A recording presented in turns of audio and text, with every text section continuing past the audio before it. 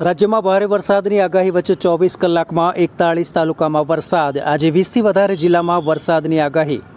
રાજ્યના ચાંદીપુરા વાયરસે મચાવ્યો હાહાકાર. અત્યાર સુધીમાં 26 જેટલા શંકાસ્પદ કેસ નોંધાયા, જે પૈકી 15ના મોત. સૌથી વધારે સાબરકાંઠા અને અરવલ્લીમાં 4 કેસ સામે આવ્યા.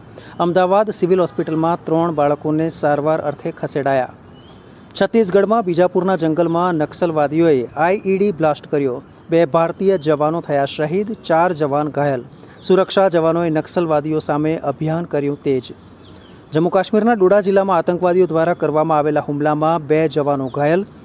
કાસ્તીગઢ વિસ્તારના જદ્દન બાટા ગામની શાળામાં સ્થાપિત અસ્થાયી સુરક્ષા કેમ્પ પર આતંકવાદીઓએ કર્યો ગોળીબાર.